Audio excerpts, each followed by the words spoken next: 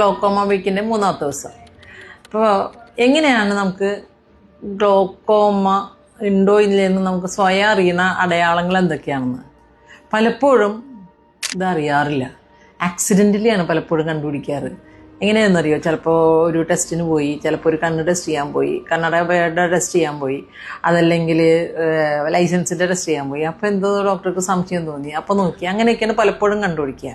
പിന്നെ എന്താണ്, കുറച്ചും കൂടി വളരെ അഡ്വാൻസ്ഡ് ആയിട്ട് സ്റ്റേജിൽ, കുറച്ചുകൂടി കൂടുതലായ സ്റ്റേജിലാണെങ്കിൽ പ്രഷർ കൂടിയിട്ട് കണ്ണിൽ കൃഷ്ണമണിയിലൊക്കെ ചെറിയ നീര് പോലെ വരും. അപ്പം നമ്മൾ പുറത്തെ ലൈറ്റുകളെ നോക്കുമ്പോൾ ഈ ട്യൂബ് ലൈറ്റ് പോലത്തെ അല്ല, ബൾബ് ലൈറ്റ് പോലത്തെ ലൈറ്റുകളിലൊക്കെ നോക്കുമ്പോൾ അതിനൊരു വലയം കാണാൻ തുടങ്ങും. അപ്പം അങ്ങനെയാണെങ്കിൽ നമ്മൾ സംശയിക്കണം. എന്ത് കാണുന്നതും പരന്ന് കാണുക, അതാണ് ഒരെണ്ണം. പിന്നെ ഒന്ന് ഫ്രീക്വൻ്റ് ആയിട്ട് ഇടയ്ക്കിടയ്ക്ക് സാധാരണ കണ്ണട മാറ്റങ്ങൾ വരിക അങ്ങനെയാണ്. ഒരു 1-1.5-2 വർഷത്തിനിടയിലാണ് കണ്ണിൻ്റെ പവറിലൊക്കെ ചേഞ്ചസ് വരിക. പക്ഷേ ഇതങ്ങനെയല്ല, ഒരു 6 മാസം 1 വർഷമൊക്കെ കൂടുമ്പോഴേക്കും ചേഞ്ചസ് വന്നുകൊണ്ടിരിക്കണം.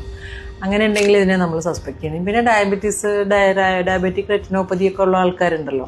പിന്നെ മുറിവ് പറ്റിയവർക്ക് എന്തെങ്കിലും ഇടി, ചതവ്, കണ്ണിലെ പരിശോധിക്കുക. പിന്നെ കണ്ണിൽ ഫ്രീക്വൻ്റ് ആയിട്ട് വരുന്ന ചിലതരം അലർജികളുണ്ട്, ഉള്ളിൽ വരുന്ന അലർജികൾ. അങ്ങനെയുള്ളവരൊക്കെ എനിക്കൊക്കെ തോന്നും നമുക്ക് ഇങ്ങനെ വളയങ്ങൾ കാണുന്ന മാതിരി, കണ്ണിലിടക്കിടക്ക് ചുമപ്പ് വന്ന മാതിരി, അതുമാതിരി കണ്ണിൻ്റെ ഐബ്രോ കഴിക്കുന്ന മാതിരി, അങ്ങനെയൊക്കെ തോന്നും. അതൊക്കെ ഇതിൻ്റെ ചില സിംറ്റംസാണ്.